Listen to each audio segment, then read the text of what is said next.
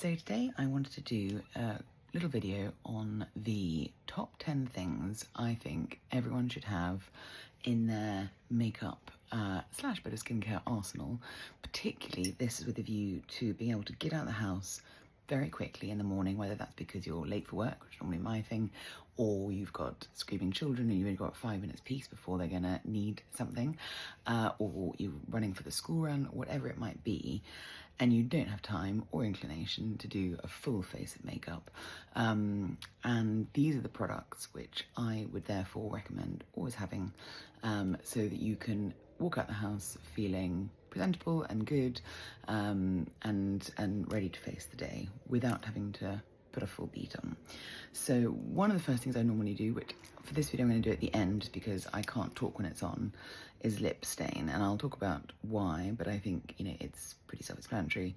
It makes your lips look kind of more than just what they are naturally, but you have to leave it on for about 5 minutes, and I can't talk when it's on because it gets all sticky, so I'm going to do that at the end. So skincare. At the moment, all I've got on is some serum, and I put some eye cream on. Now, moisturiser-wise, obviously there's lots of different options you could use. One I particularly like if I'm going to have a very light makeup or no makeup day. I've talked about it before. It's the Garnier Vitamin C Brightening Serum Cream. It has SPF 25 in it, but the reason I like it is it gives your skin a really nice glow. So if I'm doing a no makeup day at all, I will quite often just put this on and just walk out the house as is. So as you can see there, hopefully, it gives such a lovely glow and sheen to the skin.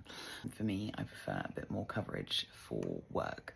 So there's lots of options you could use. You know, one I quite often do is I'll mix a foundation with something like the Lumi Glotion, which basically helps sheer this out so it looks less like foundation, more like a skin tint. That's one way you could do it. And, you know, mix them on the back of your hand, put them on, yeah, easy peasy, very quick, fine. If I want actually not even to put foundation on, a skin tint, a tinted moisturiser, a tinted SPF, I think is a really good option.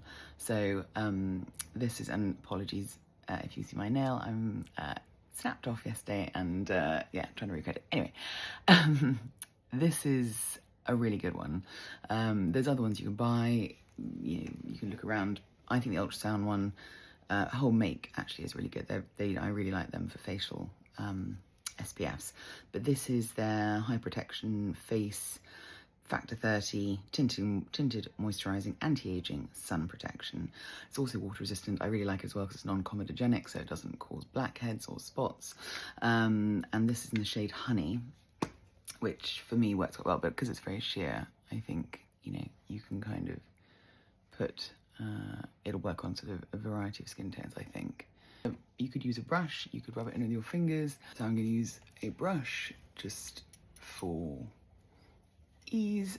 So there you go, that is just a layer of that. Now you can see, I mean, it's added a bit of colour to my skin, it's evened out a little bit, and it just kind of looks a little bit more kind of done, but really, you know, it feels like nothing on your skin.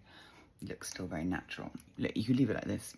If if it looks good and you feel fine with it, then leave it like this. But for me, my third product would be a concealer, because I do have shadows.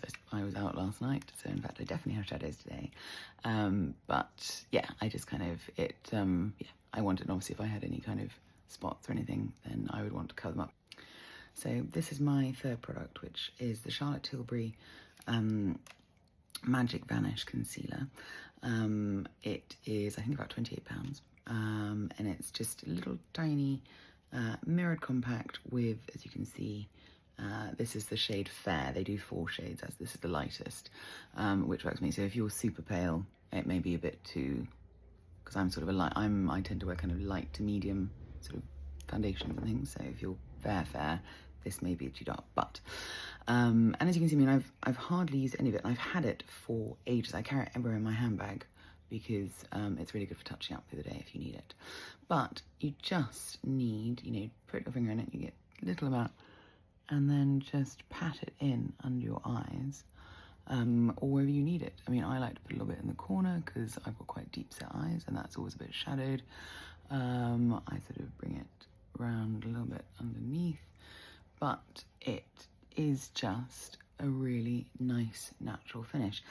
I actually bought this the first time because it was actually in an article about makeup men can wear without looking like they're wearing makeup. Like, sort of, why is it that men never feel like they can when, you know, if they've got a spot, why couldn't they cover it up or whatever? Anyway, this is what they recommended as like a non-evident concealer, and I agree.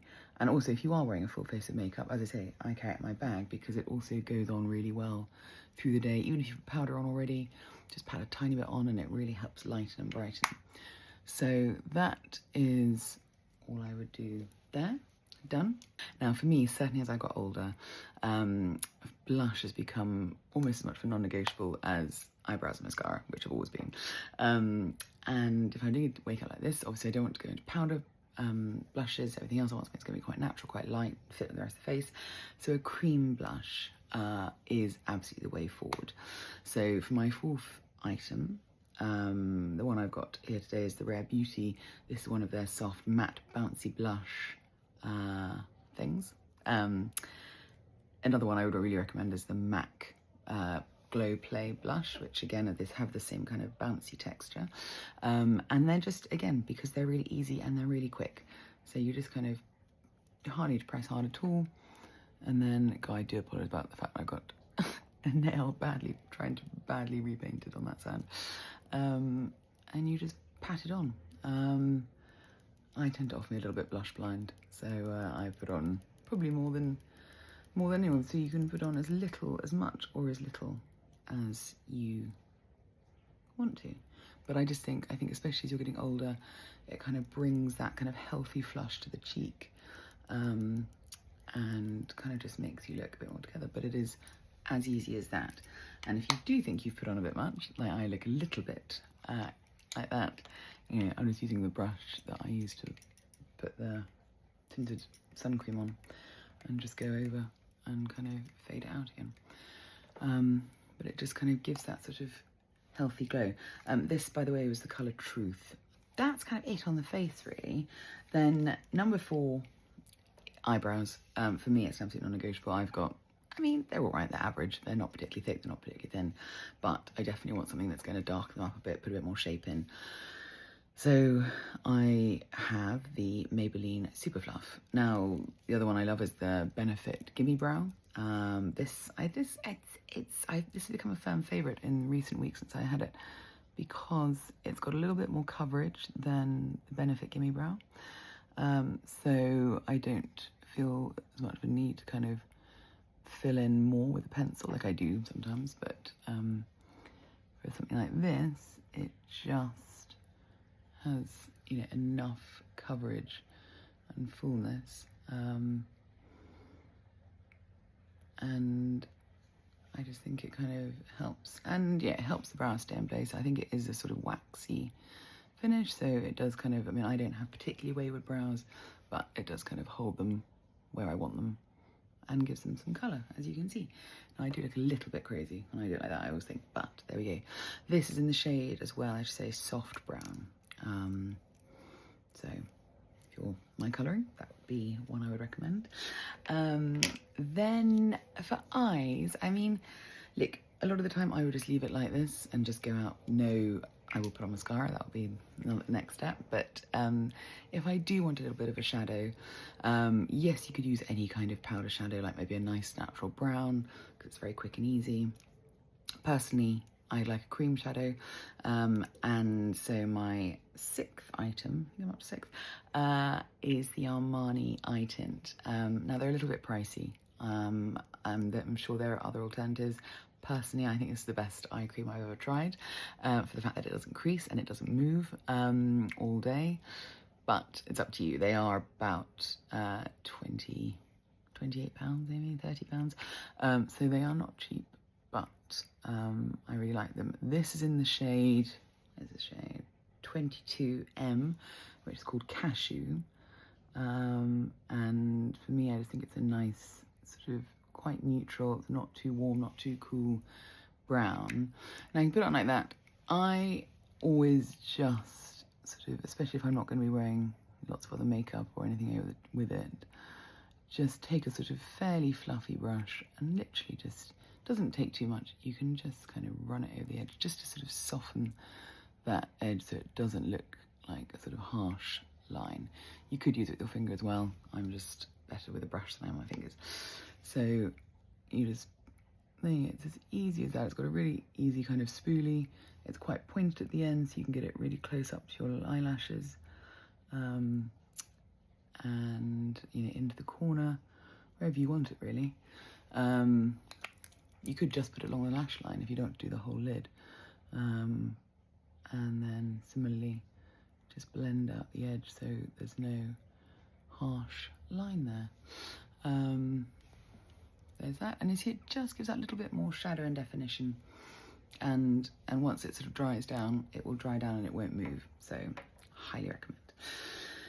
Now, mascara. It's a non-negotiable. So for me, it's absolutely my number 8.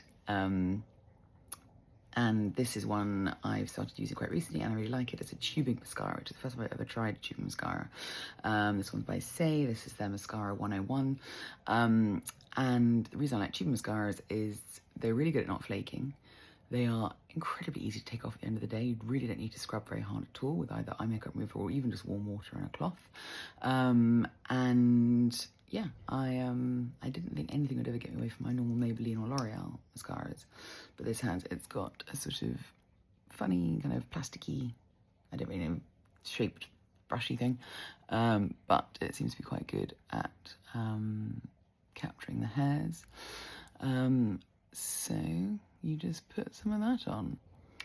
So that basically is the face done in 8 steps I'm up to now, I think. And that's, you know, that is how I would go out and look, you know, feel like I look put together. Now, obviously there are lots of other optional things you can do to this to amp it up if you have an extra 5 minutes. Not just, you know, I would say this takes 5 minutes. There's things like, you know, if you're worried about your under eyes creasing with the concealer and it's not going to stay there all day, then, you know, put a tiny bit of powder on. It doesn't do much. I mean, I love the Pat McGrath Labs. There's other much cheaper, you know, alternatives, etc. But for me, I really like this one. And if I'm not doing full coverage, I won't use a powder puff with it, which I normally do. I'll just use a little kind of pointed brush and just very gently dab over the concealer. So you don't want to move the concealer, you just want to, you know, hold it in place and hope it doesn't, make sure it doesn't crease. And as you can see, it doesn't kind of matte down, so it doesn't then look like you've got powdered under eyes and the rest of you's not powdered. So that is one thing you could do if you want to have a slightly more like glam eye look. Obviously you can do eyeliner. If you know, that's, you know, if it's a look if it's what you want to do. I might, for instance, put just a little bit of, because it's me, and if it's me, it's got to be sparkly. This is just the Urban Decay Moondust eyeshadow palette. Just put a tiny bit of sort of Space Cowboy or something in the middle of the eyelid, just to kind of give it some sparkle and dimension. But you know, these are very. This is because I can't resist being a little bit extra all the time. Can't just do no more. Anyway, but essentially that is the 8 steps, sorry. So 9th step, which actually, as I said at the start of the video, I would actually recommend doing this first so that it's sitting on there whilst you do the rest of your makeup. But I couldn't have talked if I did that. Is lip stain. And this is the Cashew Lip Liner Stay-In, as it's called. And this is in the shade P Inked, which is 03. And what I would say is first, I've got lip balm on, so I'm actually just going to kind of take that off just so that the lip stain can really stick properly. Now, you do have to be quite careful with this, because obviously if it goes in the wrong place, then you've got a stain in the wrong place. But I really like these. I think they do sort of add an extra dimension to your makeup. So, and I should also say, you can just use this as lip liner and just go around the edge. You do have to be quite careful with your placement, exactly where you want it, or you can use it to go over the entire lip. Completely up to you. As you can see, I mean, you look crazy when you've got it on, so don't worry about that. You want the line, though, to be as thick and evenly coloured as possible. That's how you get the best effect with the stain. You can use the edge just to fill in that line. Because as I say, the darker and thicker it is, the better the effect will be afterwards. So obviously this, I appreciate, is not the quickest step. So this might not be, you know, if you literally do only have 5 minutes before hordes of children appear and need you to get them ready for school, this might slow you up. But as I say, if you've got time to do it, it does add something. And as I say, do it at the start, and then by the time you finish the rest of it, your face, this can then be taken off. You basically want to leave this on for as long as possible. As long as possible, at least 5 minutes, so that it really gets a chance to dry down and the stain to take. I would recommend leave it longer than you think it is, like you think it's dry, and then you start to peel it off and it's not, and then it's kind of a waste of time. You will feel it start to dry up, it'll start to sort of pull slightly, and ultimately you know it's done when, if I stretch my mouth, it will kind of crack and start to peel off, and the ideal is it will peel off all in one bit. It won't be little bits you're trying to sort of pick off bit by bit. It'll just be one solid swoop, and that's a good sign that it's been on there for the right length of time. But as I say, as a rule of thumb, I would say at least 5 minutes, up to 10. If you're doing the whole lip all over, at least 10, because it does take that little bit longer to dry. So it's been about 5 minutes. I think this has been on long enough. And yeah, I start at very attractive face, and it starts to peel. So you should just nice. Does all look like some hideous thing you're healing off. There you go. Now, if you want any remnants, you can just sort of wipe it off. Any sort of, or if if you've pulled it early and it's left bits, then you can just rub it off like that. Now, as you can see with the lip liner, you can then see there's a line. So I would anyway normally put on some sort of lip balm, etc. Now, in my opinion, Laneige, which is a Korean brand, does some of the best lip products at all. I wear their lip mask every night and morning. I put it on, and this is the equivalent, but in a sort of tube of lip balm. And that's just clear, that one. That's grapefruit smelling. They have just brought out, though, these Glaze Craze tinted lip serums. This is in the shade Peach Glaze. And it just has that little bit more colour, but it has all the kind of moisturising properties that their lip balms do, and I really like it. So I would just put a little bit of that on, like that, and then fyra hänga to right in. They've got about 4 different shades, kind of. There's a pinky one, a browner one. And there we go. That would be that. And then the very final step, and this is also probably, again, another, absolutely up to you. It's not an absolute prerequisite, is some sort of setting spray, just to hold it on as much as possible. I'm not powdering this, so there's every chance you don't want it to get rubbed off the second you walk out the door. Now, this is just the NYX face glue. I've almost run out, as you can probably tell. I've got another one ready to go, and it's a good one because I think it holds well, but it's not drying. So you just want to